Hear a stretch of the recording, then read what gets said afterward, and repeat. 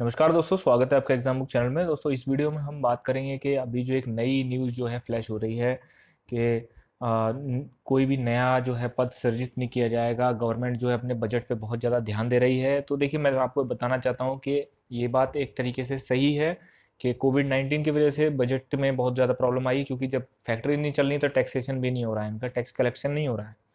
तो अब इसमें कह रहा है कि भाई 25% की फीसदी की कटौती करी जाएगी। ठीक है, वो भी समझ में आता है। और उसके बाद मैं आपको दिखाता हूँ कि ये एक आपका ये लेटर है। इस लेटर में लिखा गया है कि कुल मिला के ये बात करी गई है कि कोई भी नया वाहन नहीं खरीदा जाएगा। जो बड़ी बड़ी जो आपका महंगी महंगी यात्राएं होती हैं वो नहीं करी जाएंगी। और दूसरा उसमें ये लिखा हुआ है कि कोई नया पद सृजित नहीं किया जाएगा। देखिए, इसमें लिखा हुआ है कि कोई नया पद सृजित नहीं किया जाएगा। सृजित का देखिए मतलब क्या होता है कि अगर जैसे आपका जैसे दो यूपीएसआई की जो वैकेंसी है उसमें लगभग 5623 पद जो हैं वो प्लस ये जो हैं आपके वैकेंसी ये आएगी। क्यों आएगी ये? दूसरा यूपी लेखपाल, यूपी आपका फायरमैन, ठीक है, ये तीन चार वैकेंसीज ऐसी हैं कि जो कि पाइपलाइन में हैं। और पाइपलाइन की जो वैकेंसीज हैं उनके लिए इन्होंने मना नहीं किया है। इन्होंने कहा है कि अब नए पद विभाग सृजित नहीं करेंगे। मतलब जैसे अगर उनके यहाँ से कोई रिटायरमेंट होता है तो वो जो है आपका क्या नाम है आगे किसी भी तरीके से वैकेंसी नई नहीं निकलेंगी। वो भी कब? 1 साल तक। अब 1 साल तक मतलब लगा लीजिए अगले साल फरवरी तक ऐसा यही चीज़ चलता रहेगा जब तक सब कुछ नॉर्मल नहीं हो जाता है। यूपीएसआई की जो वैकेंसीज हैं उनके लिए अभी आपने डीजी जो विश्वकर्मा है उनका एक बयान सुना होगा, उन्होंने काफ़ी वायरल हुआ था। उन्होंने कहा था कि देखिए भाई, बजट वगैरह सब कुछ है, सब कुछ हो चुका है, टेंडर वगैरह सब कुछ पड़ चुका है, बस हमें नोटिफिकेशन निकालना है। ऐसे यूपी फायरमैन की वैकेंसी है, उसमें भी सेम यही कंडीशन है। यूपी लेखपाल में भी वो यूपी ट्रिपल एस सी को पैसा मिल चुका, सब कुछ मिल चुका, बजट अलॉटमेंट हो चुका है। ठीक।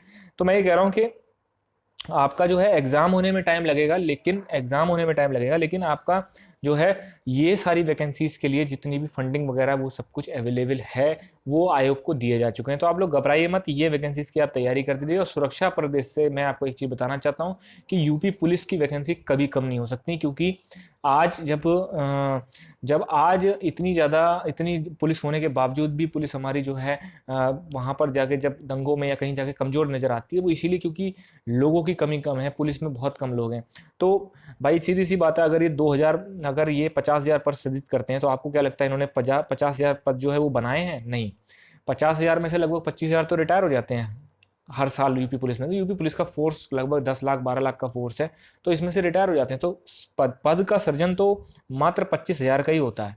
25,000 जो होते हैं वो होते हैं आपके रिटायरमेंट वाले। ठीक है, लमसम इतना ऊपर नीचे चलता रहता है।